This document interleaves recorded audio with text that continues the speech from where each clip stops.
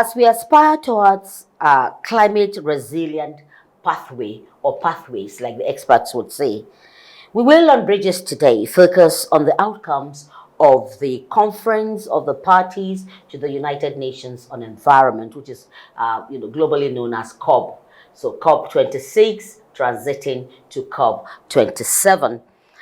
So we look forward to COP27, which is going to happen in Africa. To be specific, it's going to happen in Egypt. So, as a country, where are we transiting from 26 to 27? Has there been achievements? Has there been some kind of issues surrounding what we should, as a nation, be looking forward to? Nigeria today, we are witnessing floods and the rest of it. Now, are we prepared? Even if we're not, what is it that we should do to mitigate or help or do something to help curb the abuse on motherland, which is the environment? So welcome on Bridges. That's the bridge we intend to build today, and I do hope that you'll stay with us. I have an expert in the house who is going to be speaking to us on the various issues and context within the environment. Dr. Paul Abolo.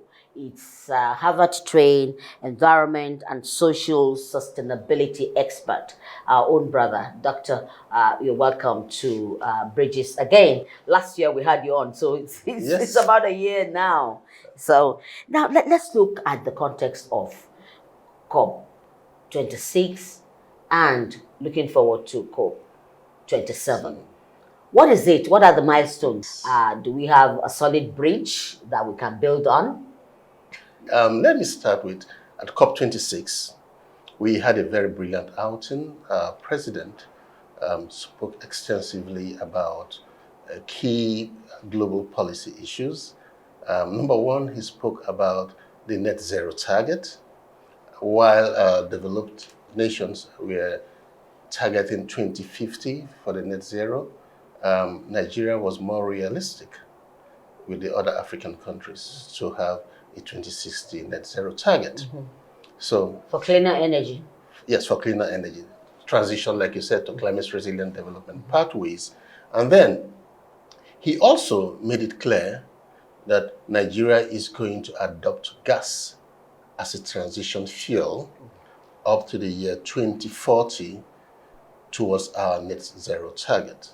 And he said something that was, the world needed to know. He said Nigeria is more of a gas-producing country than an oil-producing country, which means that there's need to develop gas intelligence. I call it gas intelligence. Intelligence, good one. Yes. So to develop the gas intelligence means that we need to bring in investors. We need to leverage gas for this transition. So that was a major bridge we built even there on the ground at COP26. Yes. Now, coming back from COP, 3 or 4 days later, the president signed into law the Nigerian Climate Change Bill. So Nigeria has a climate change law, another bridge built there. And now we have an interim DG for the Nigerian Climate Change Council. Now, one of the major things that happened was that 2 months ago, Nigeria launched the Energy Transition Plan. Huge, big. And that plan is expected to cost $410 billion for that transition. How are we going to get that money? It's easy. Okay, I hear you. It's easy. And I'll tell you why I think it's easy. At the launching of that program, the US committed $3 billion right away to support us. EU committed some money. And going to COP27, which we'll get to later, we expect more commitments. So you see that it's easy. Yeah, these commitments, are they sustainable? They are sustainable, even though they are not meeting the targets set up in the Paris Agreement, but at least it's a step towards the right direction. So that is one of the other bridges that was built, for between COP26 and going towards COP27. So, and then one other critical bridge that is under construction now is the carbon emissions trading system. 6 weeks ago, the forum was launched, to begin to develop a framework for Nigerian carbon trading system. So you see, we've done so well. You're well in in this 1 year. Yes. Yes, and so, but here we are as a country. What kind of awareness do ordinary Nigerians know so as to help, of course, to be part of this growth into the next renewable energy space, or going into what we should be doing, individual responsibilities that will help us keep the environment cleaner, and give the environment the dignity that it deserves. Absolutely. Talking about awareness, I would like to break awareness into two major segments. One is to know, and the other is what do you do with what you know. So let's look at to know, the general awareness. For some reasons, the flood and the climate issues this year has helped us to accelerate the awareness. Yes. There was no way within these few months that you look on the TV, you won't see one climate devastation or the other. You'll see a lot of floods, and you'll see the adjacent impacts of the flood. Transportation has been disrupted, and then people have been made to leave their homes. Agriculture, Health, health, a whole lot of stuff. A whole lot of stuff. So you see that the impacts helped to create a heightened level of awareness. But on the second part, what do you do with the awareness? So what we do with the awareness depends on the actions that needs to be taken to deal with the awareness. And that brings me to something we are going to talk about, 27. We are going to talk about building resilience to impacts of climate change. And that is where the awareness really becomes actionable.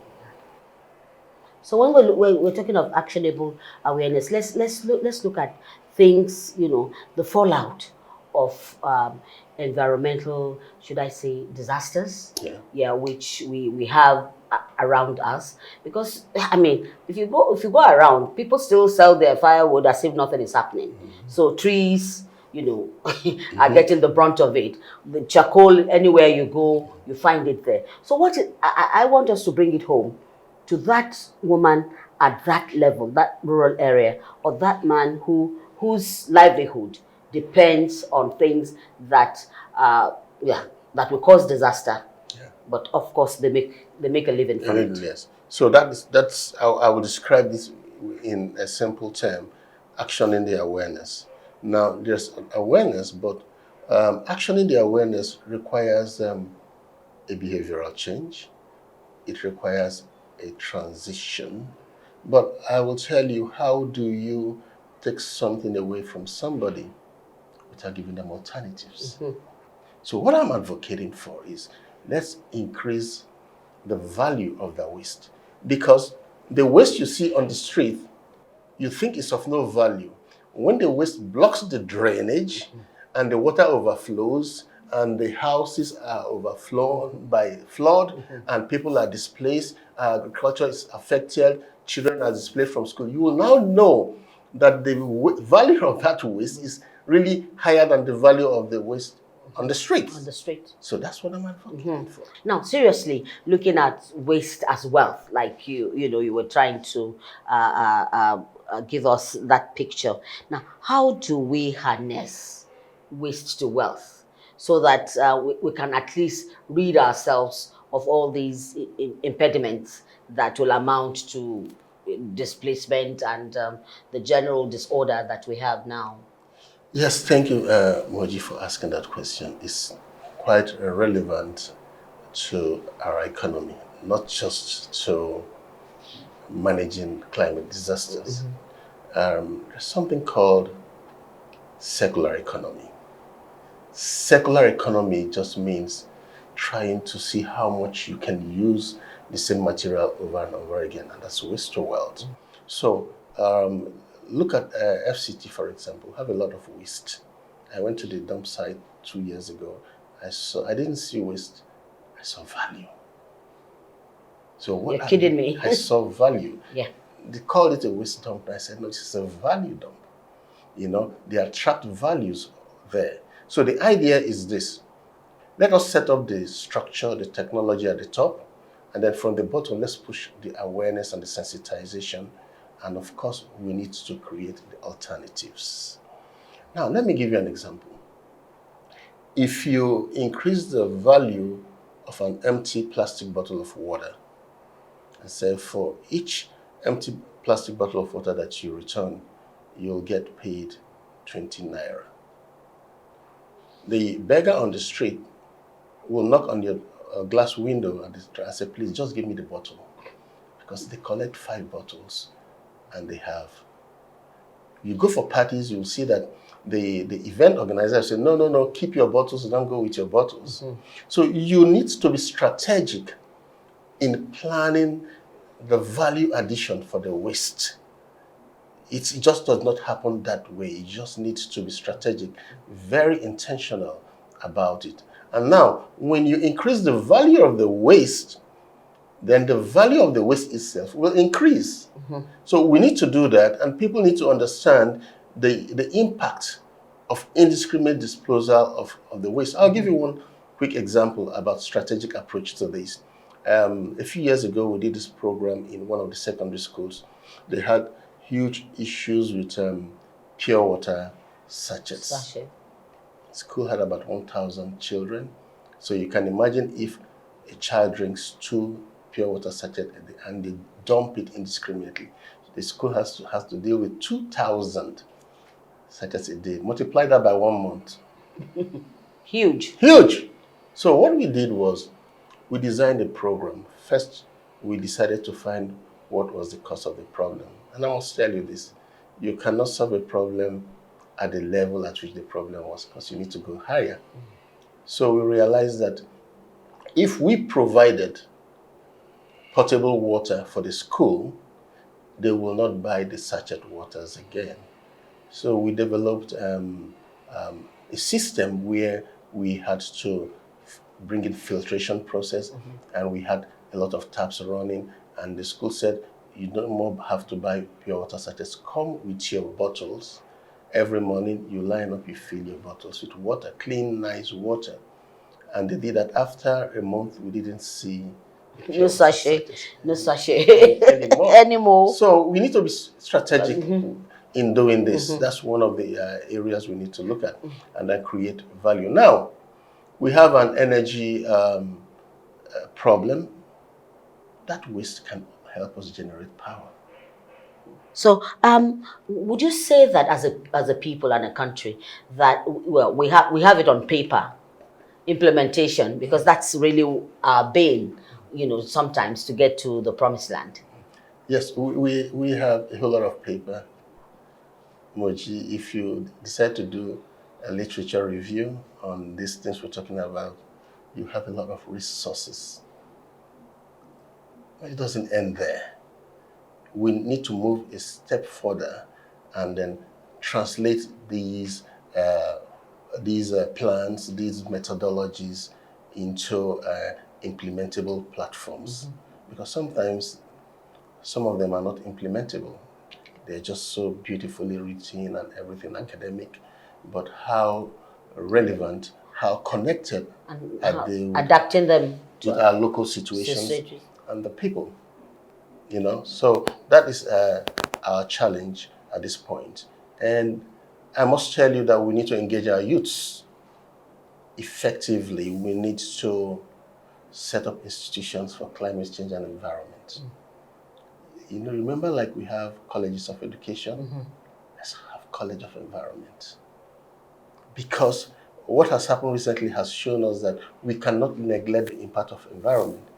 Let's establish institutions, College of Environment and Climate Change, where we will actually train and produce professionals and experts in climate change and environment to be able to address the situations that we have on ground. Okay. Again, that brings us to bridging the capacity gap. That's it. We're talking about human capital here. Absolutely. Now. So how do we do this? Because it's something that is urgent and is needed. Yeah. we need to fast track on this? Is it just about government or individuals or corporate organizations? Or can we have what you call the PPP? Yes, talking about that, I love the Paris Agreement. I recommend everyone to look at the Paris Agreement, read it, which is also called the climate action. There's a strong linkage between the climate action and the SDGs. Incidentally, climate action is goal number 13 in the SDG.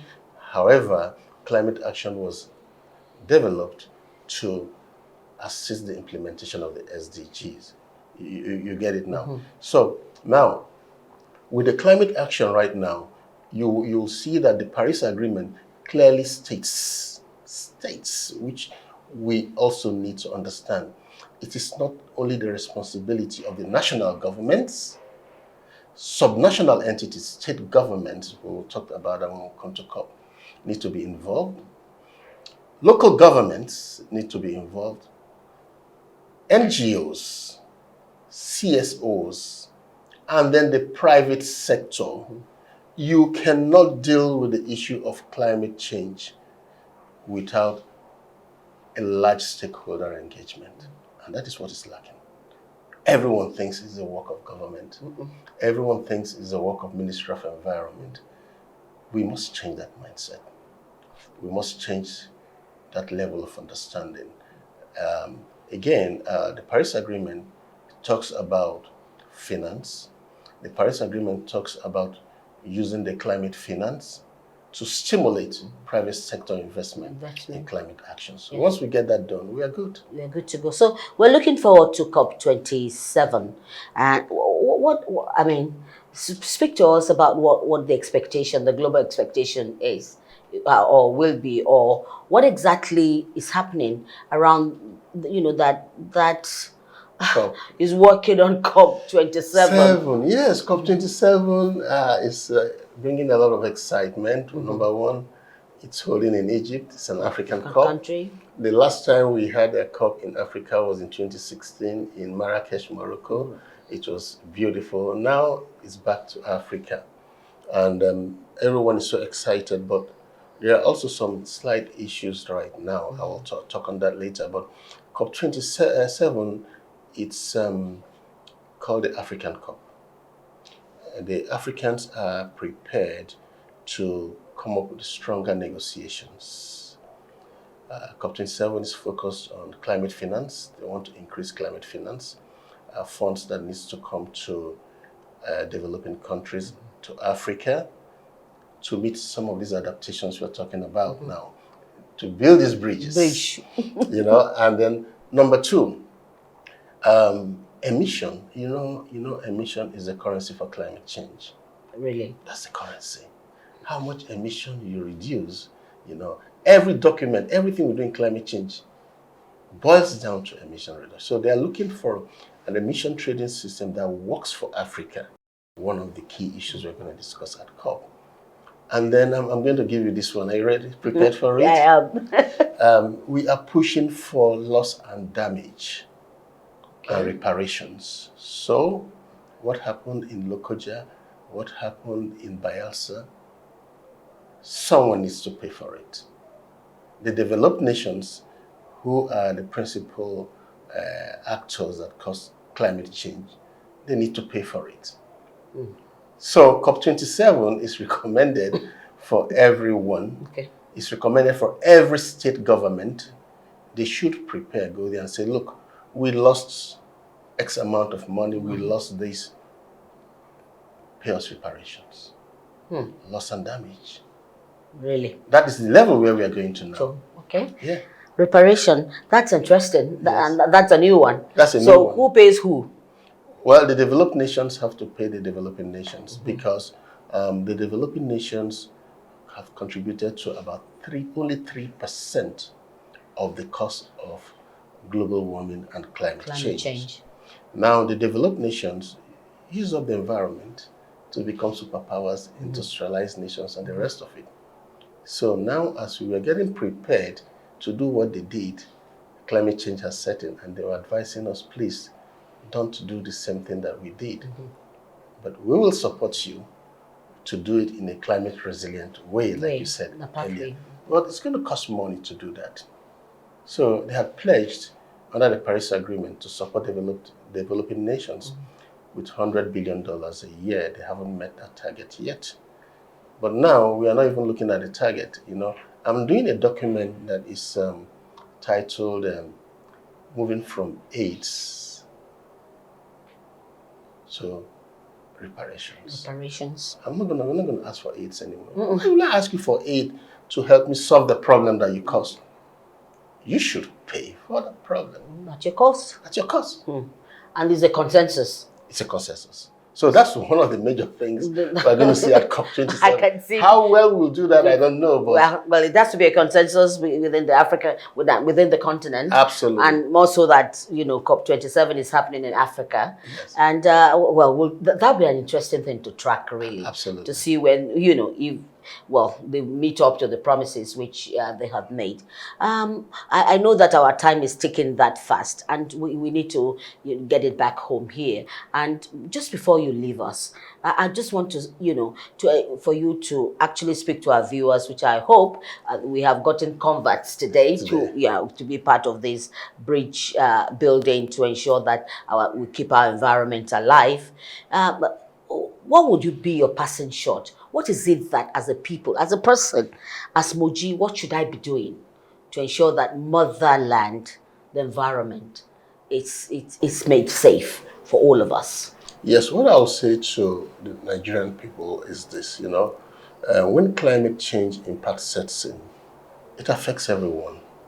It affects you and I. We may not be at the point of impact, but our loved ones are there. That's one. Then the extended impacts, like in agriculture, infrastructure, lives and livelihoods, will touch each and every one of us. As a matter of fact, it is projected that if no intervention is done, we are going to have a food security challenge for the next 7 years because of what happened. So I'll say to my fellow Nigerians, it needs a collective effort of everyone. You need to be very conscious of what you do with your environment. You need to be conscious about what you do with your waste disposal. You need to be very conscious about how you impact the knowledge and hold your neighbors accountable for every action that is going to harm the environment. And then you also need to teach your children on how to care for the environment. That is very important. It may look small, but it goes a long way. Thank you very much, Dr. Paul Apollo, for coming on Bridges. And I just like the last line, which says about catching them young. No one is too young to start helping the environment to stay safe. So it's a responsibility that all of us must buy into. And on Bridges, we will intend to do this as often as we can, because we cannot leave it. It's not just anybody's. Some people designated to do the job. It is about all of us holding each other's hands to ensure that we keep the environment safe. Now, that's all Bridges, that's all time will permit on Bridges today. It's been exciting. Thank you. We'll bring you back again, maybe after COP27, for us to see how far the continent has been able to get the reparation that you're talking about. Yes. The laws are there. Let's states, federal government, local government, private sector, we all need to engage as a matter of urgency to save the environment. That way we'll have a better herd of people, and we would be able to fast track on development as a people and as a nation, and indeed as a continent. Thanks for watching. Bridges will be back same time next week.